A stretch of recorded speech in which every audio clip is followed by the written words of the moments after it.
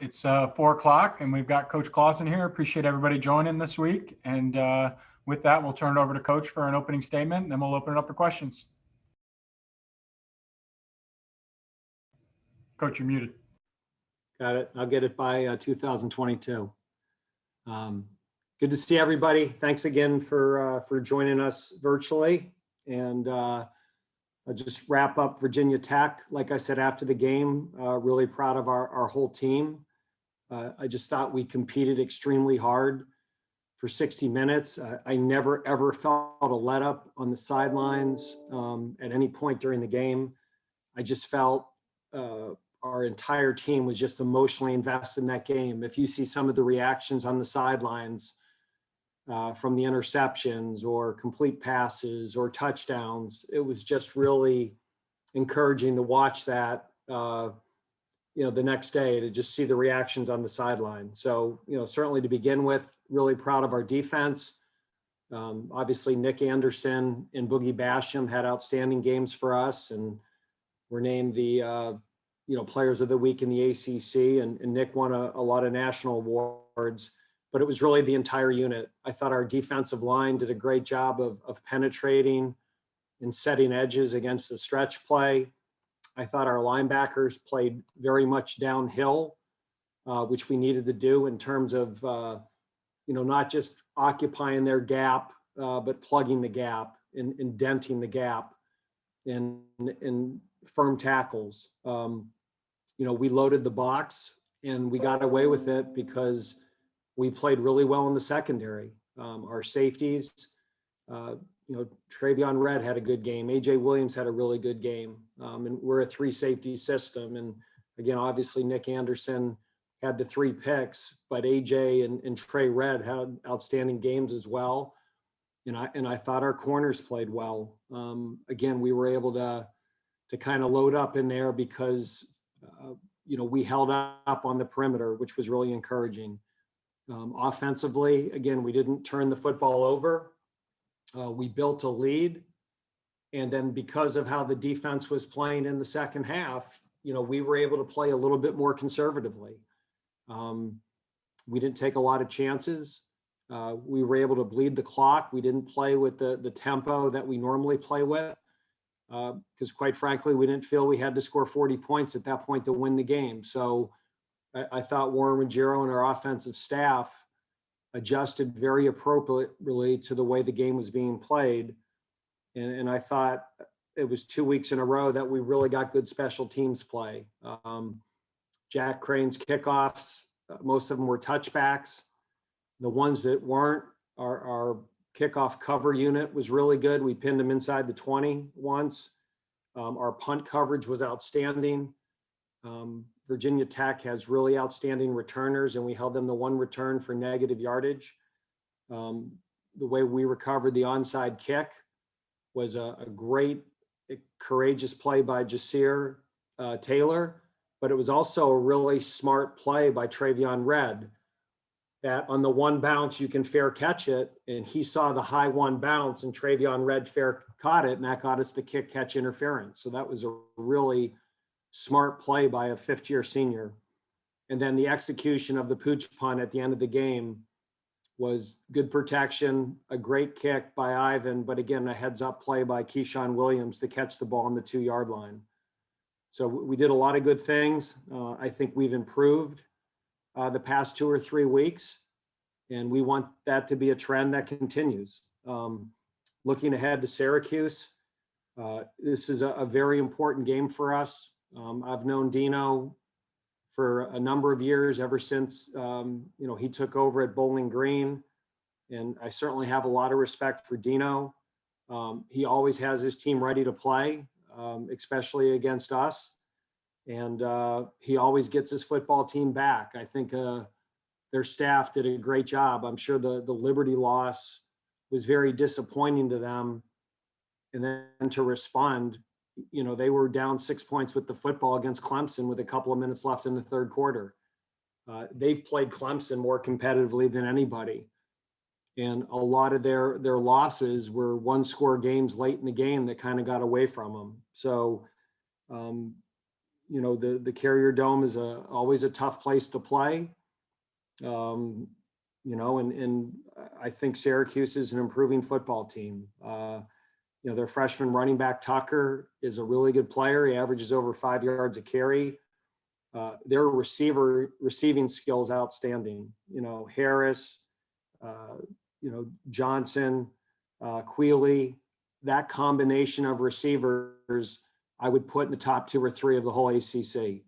We've always struggled to cover these guys. And Harris is a guy that just really hurt us a year ago. They have a really good tight end as well. With Hackett, and Benson is a good pass catcher. Their offensive line, I think, is improving. And defensively, they've got 2 defensive ends that can rush the passer, a really good nose guard. And they're very multiple. They throw a lot of looks at you. It's a lot to prepare for in a week. And I'm going to sound like a broken record, but these guys, again, are always some of the best coached special teams in the ACC. Coach Lustig, their special teams coordinator, I think is outstanding.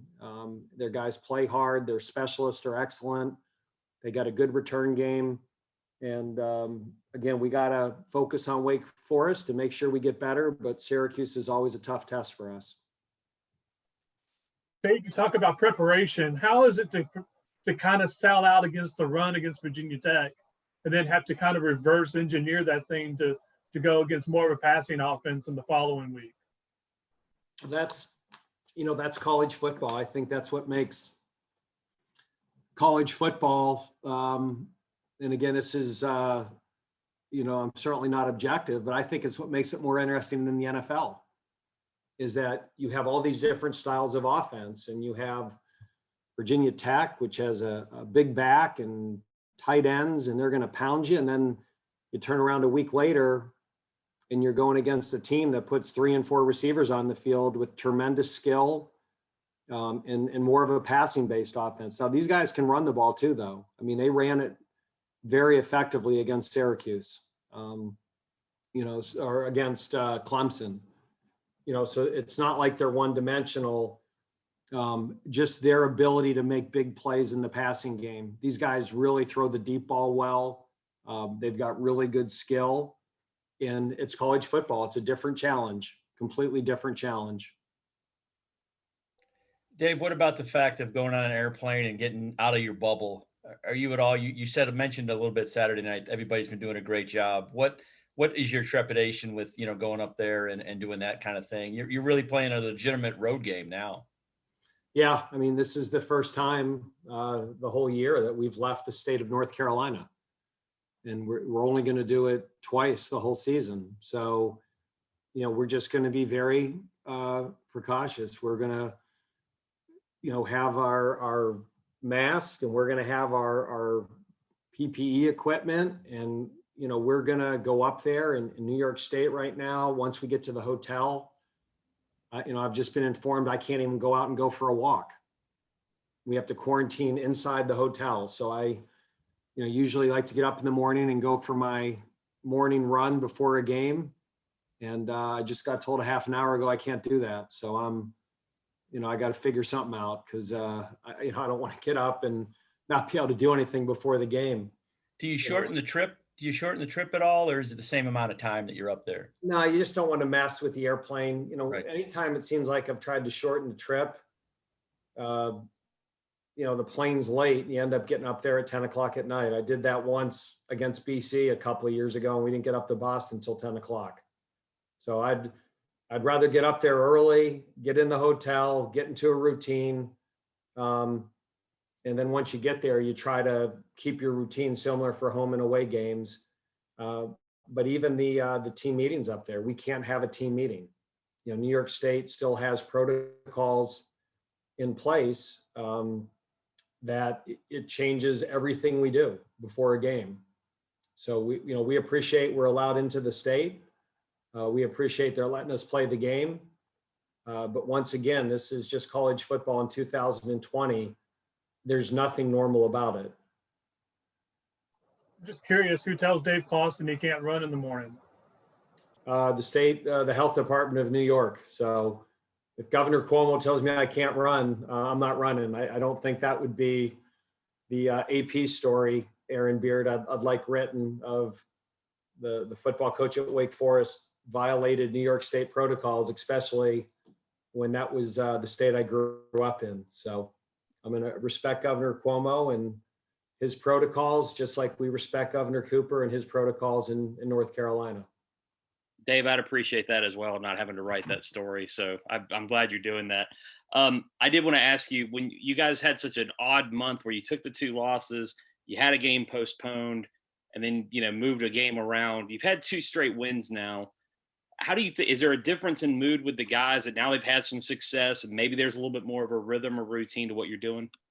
Yes, absolutely. There's, the vibe in a locker room and in a meeting room after a win is a lot different after a loss.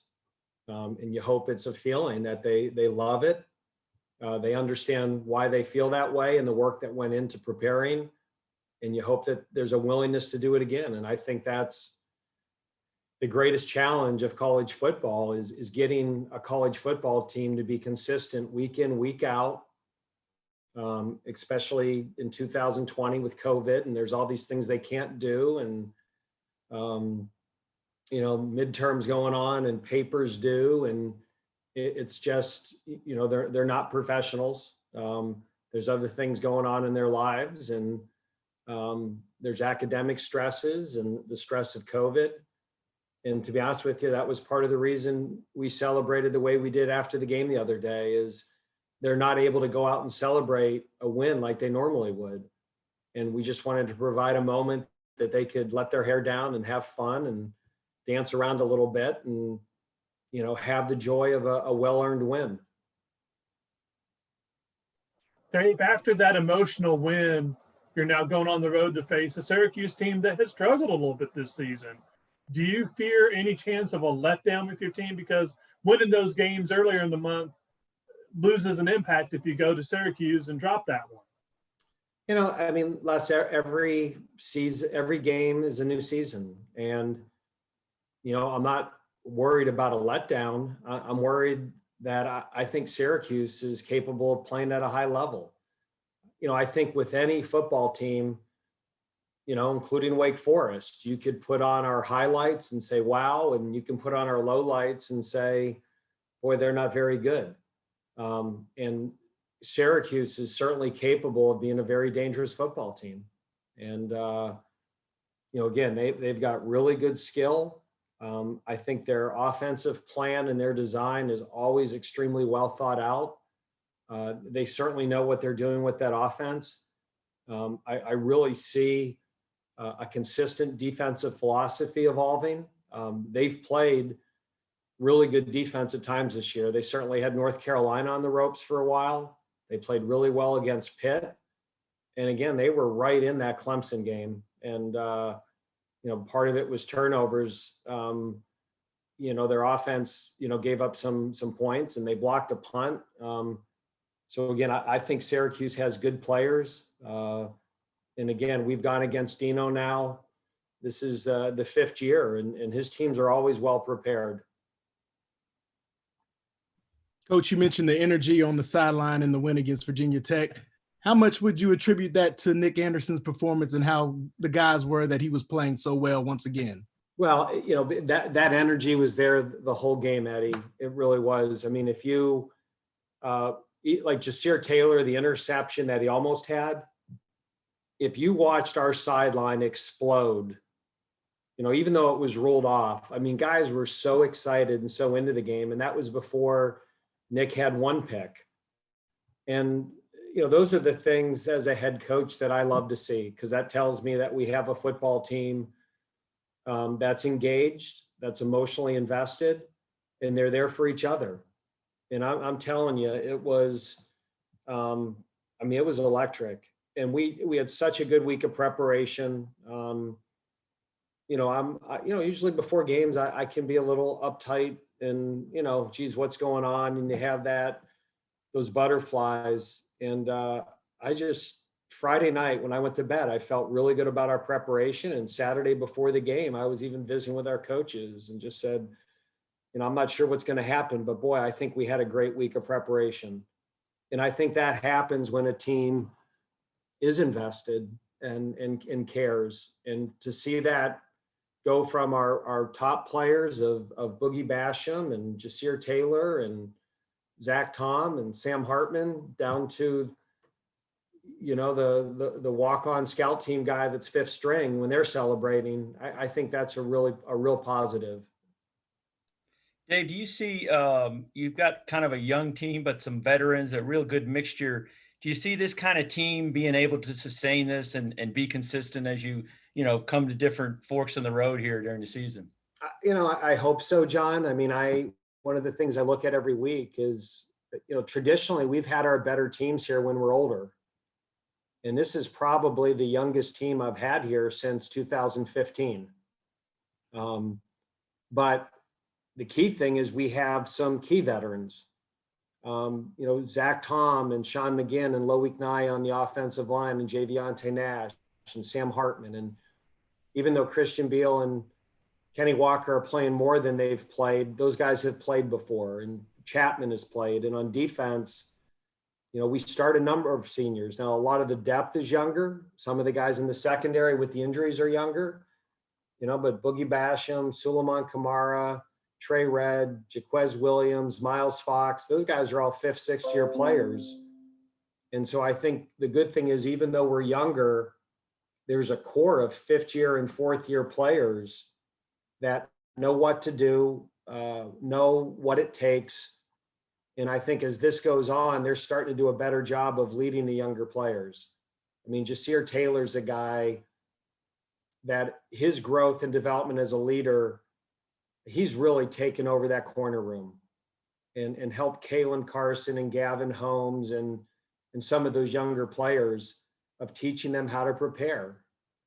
Travion Red has done a great job of developing AJ Williams. I mean, they'll come up here and he'll tell AJ, hey, we're watching film together. And that allowed us to move Travion Red to a high safety and start AJ and Travion last game, because basically Trey got AJ ready to start. And so I'm just seeing more individual examples of leadership like that, mentoring leadership, that I think has really helped our football team. And when the older players do that for the younger players, now the younger players don't want to let the older players down. Nick Anderson doesn't want to let Luke Masterson down. He knows he's playing a lot more because Luke's out. He knows this is Luke's senior year. And he doesn't want to disappoint Luke because Luke's invested so much time into Nick, helping him get ready. And those relationships are things that I love to see.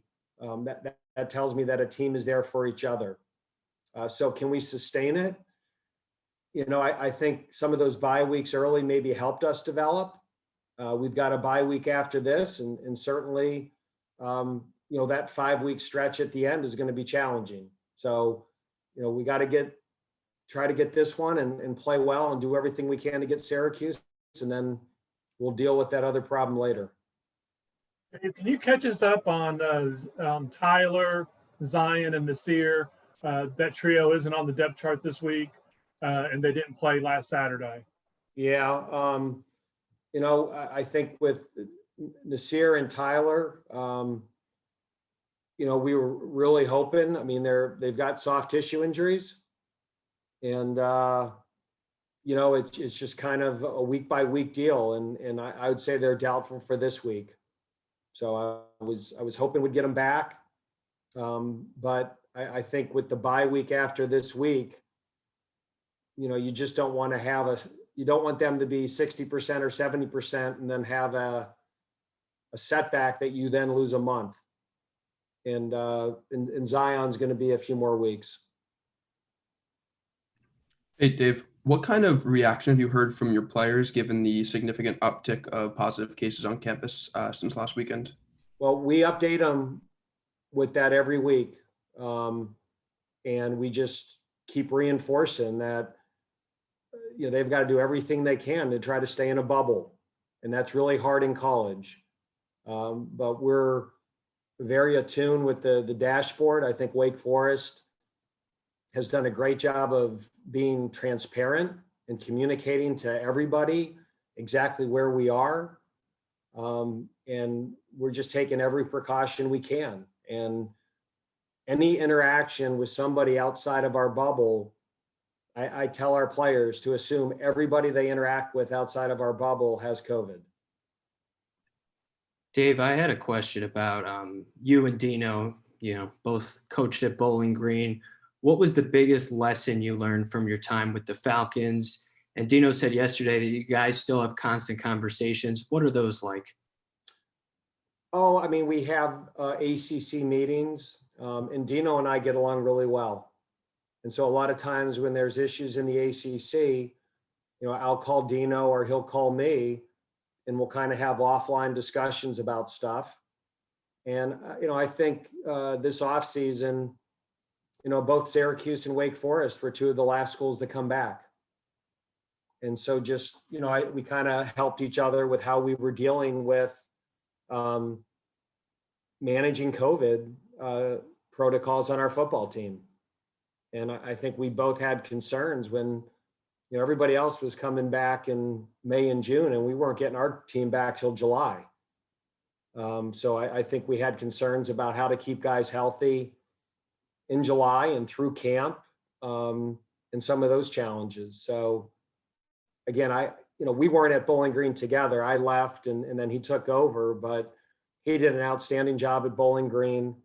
Took him to 2 MAC championship games and won one. And I know the players really enjoyed playing for him. And that connection, has kind of led to, he's one of the guys at the ACC meetings that I always end up having a lot of conversations with. And, I really like Dino a lot. He's really enjoyable. He's extremely personable, and he's a good guy.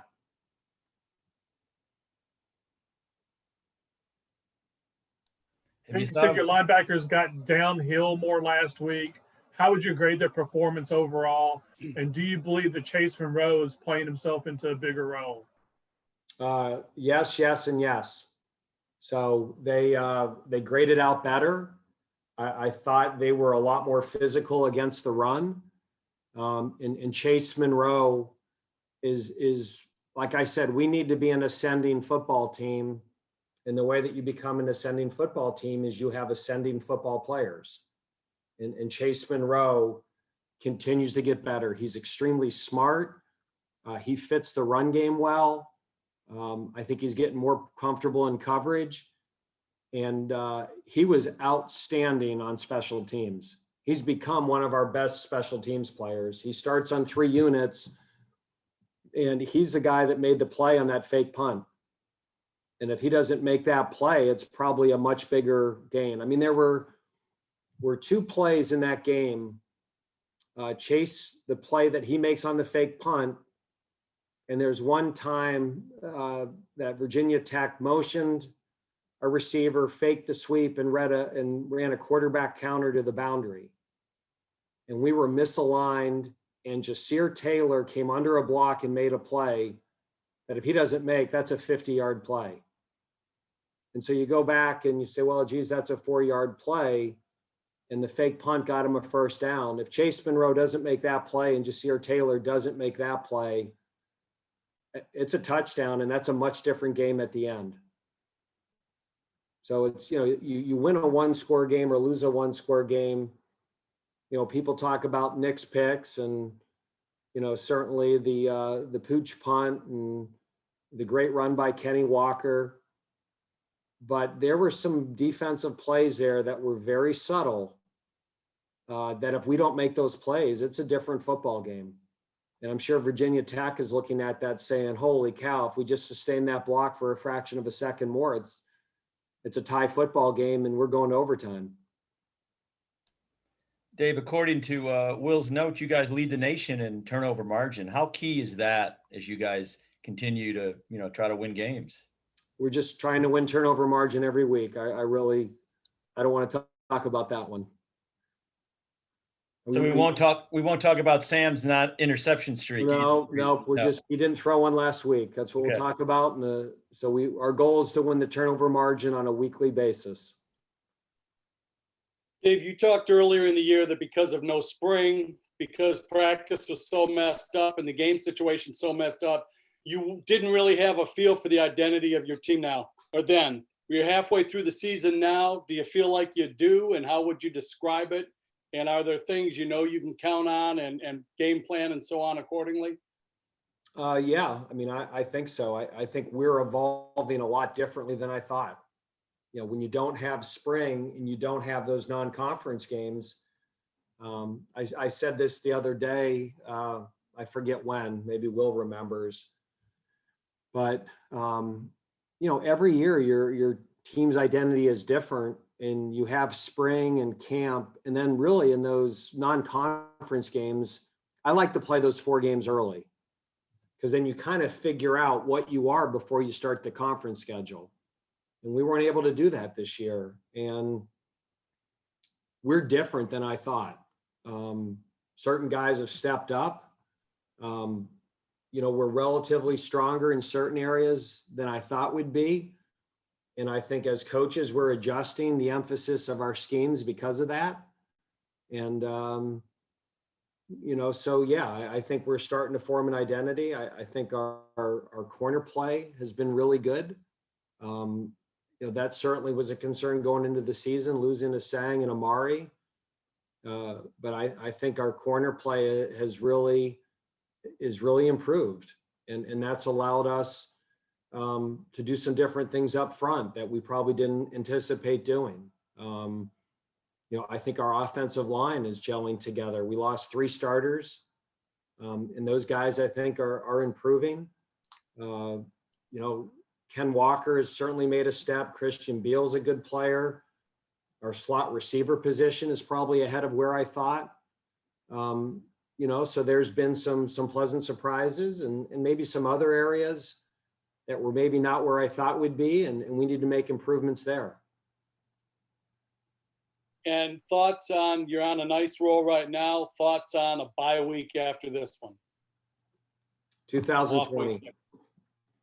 So, I mean, it's, you know, we had a bye week before the season. We had a bye week after 2 games. We had a bye week after another game.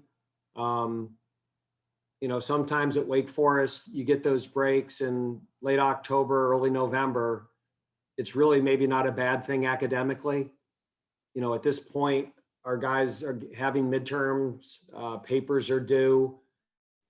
You know, we'll give them a little bit of time off and really have them focus on their academics, even more so.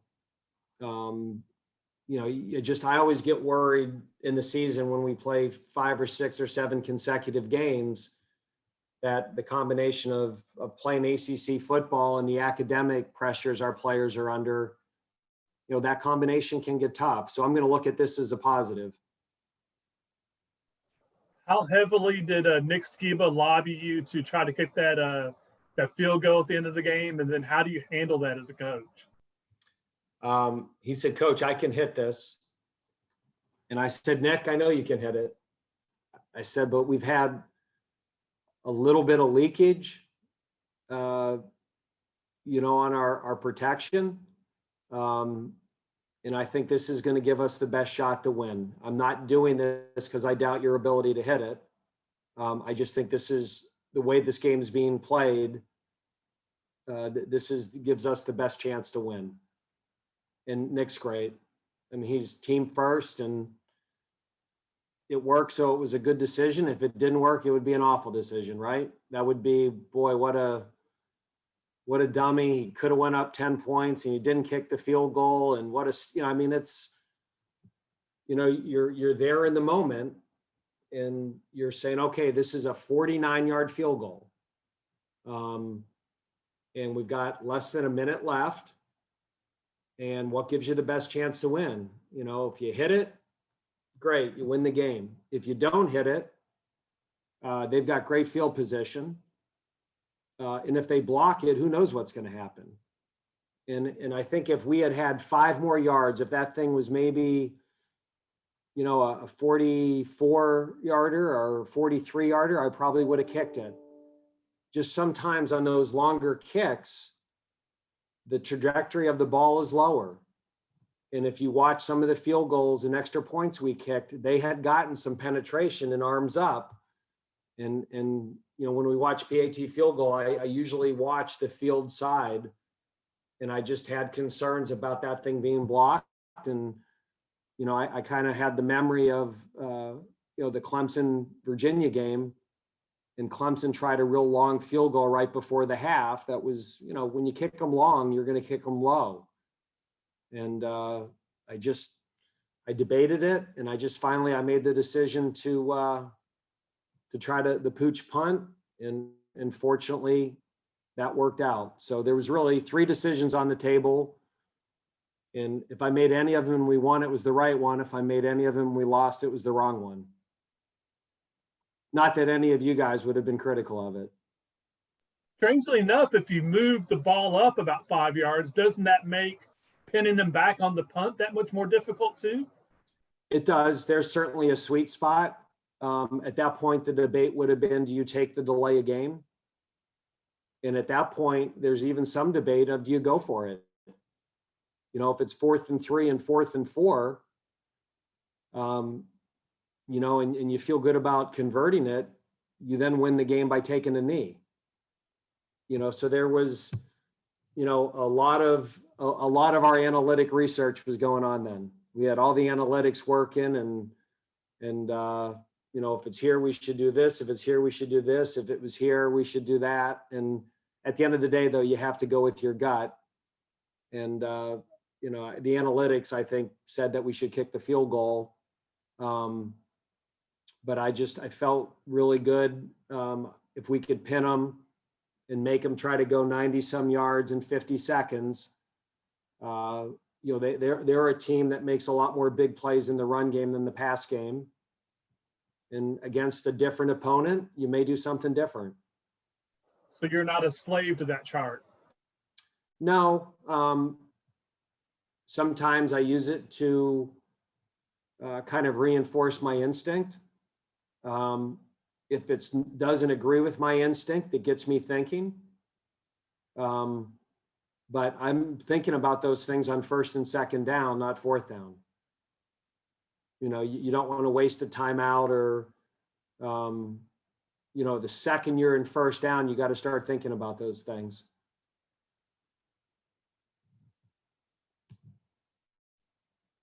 But when we did it, I said, if they go 90 and score, it was a bad decision.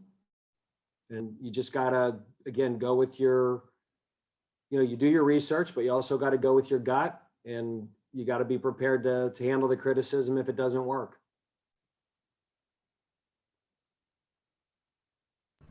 Dave, I saw you were going to be on with Lester Holt tonight.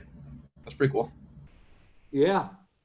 So that was a neat story. And probably what's the most refreshing part of this whole thing is just how team-oriented Nick is. He really doesn't want any attention for himself. Guys said, you know, Nick, it's not too often that we get to go on NBC News. You might want to do this one. Do you think Nick realizes how big of a deal what he's doing is, just how strange it is? I think Nick, from the second he was here, viewed himself as an ACC football player. I think he thought he belonged here. You know, the story isn't walk on with 3 interceptions.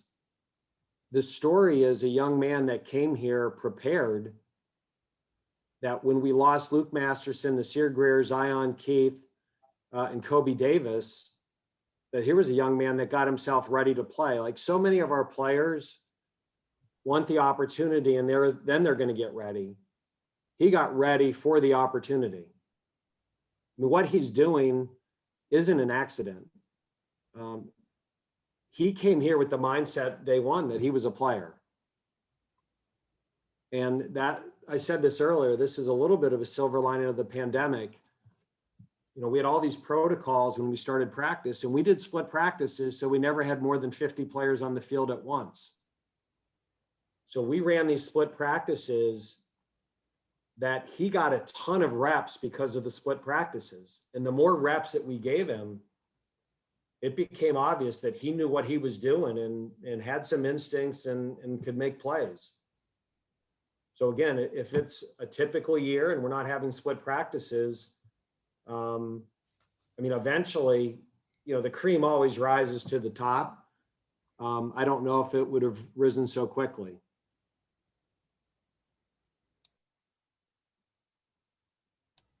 Maybe you can find a treadmill Saturday morning. I think they're trying to find, like, when we're on the road, we're not even allowed to go in and use the gym. I mean, so I'm going to be pacing in my hotel room or up and down the hallway. Guess you're glad it's a noon kickoff. Absolutely. Oh my gosh, if that thing was an 8 o'clock kickoff. So. Anything else, guys? Thanks, Dave. Thank you. All right. Thank you all. Thanks, Dave. Yep. Have a good afternoon, night, and we'll see you next week. Good luck. No, are we not going to see them next week? Are we? Bye week? Bye week next week. Do you guys want to do this? Does it help you if we do it? I'd be fine with it. Yeah, I mean, sure. if it helps you guys and gives you stories to write and things like that, I'd be happy to do it if it helps you. Yeah. I'm down. Yep, I'm Sounds good. See, that Wake Forest media-friendly program, even during COVID. Not according to everybody. Yeah, I heard about that. So, oh well. He's a Duke guy. That's probably why the criticism. I just thought about that. I'll share that with them. All right. Have a good afternoon. All right. Good luck, Dave. Bye. Thanks. Thank you.